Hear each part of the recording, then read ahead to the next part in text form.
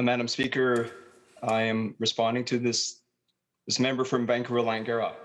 Beg your pardon, didn't see that your hand was up. Recognizing the member from Vancouver-Langara.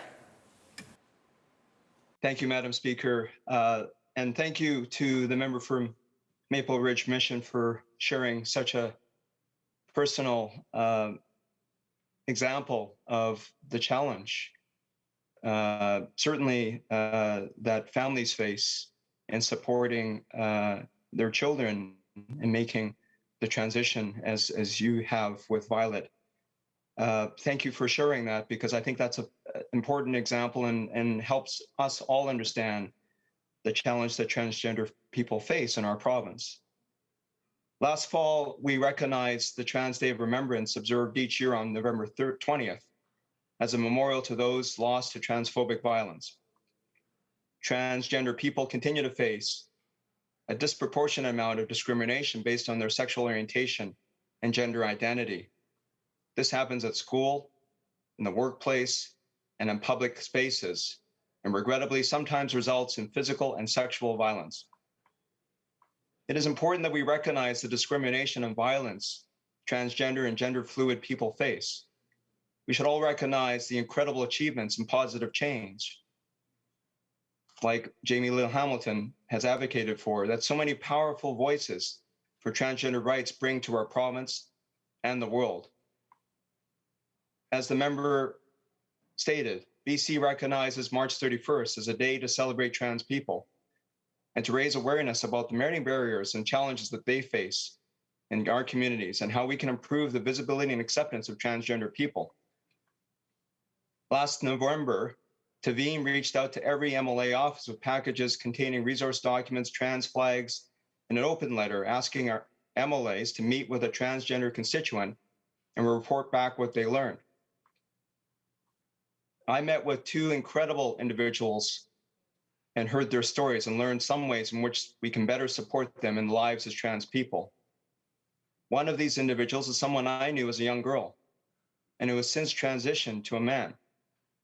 I was happy to see that this trans man is so much more comfortable and confident in his identity now.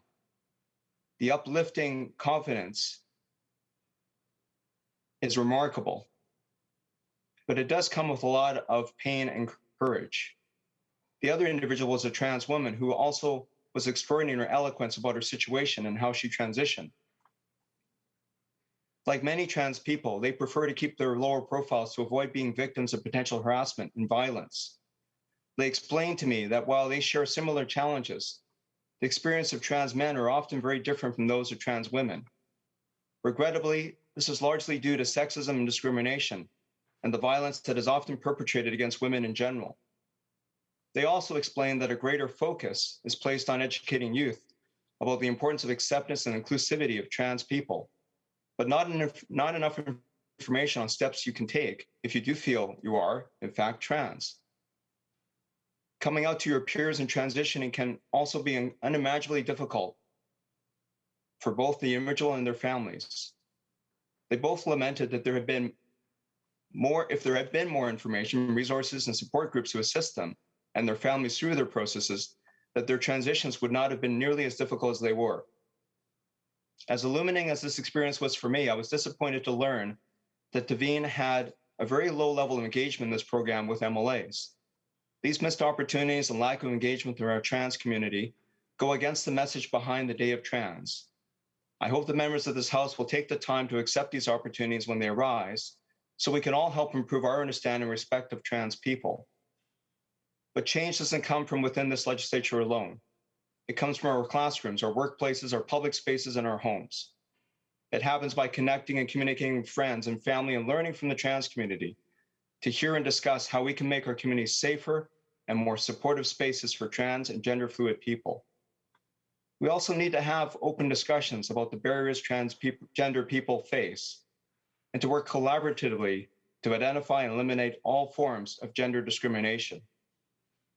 Exploring one's gender identity is never easy, and organizations and resources like BC's Transgender Health Program are there to offer gender-affirming care and mental health supports across BC. Together, let's honor the International Transgender Day of Visibility by doing our part to eliminate discrimination and help all British Columbians feel supported and accepted, regardless of sexual orientation or gender identity. Thank you.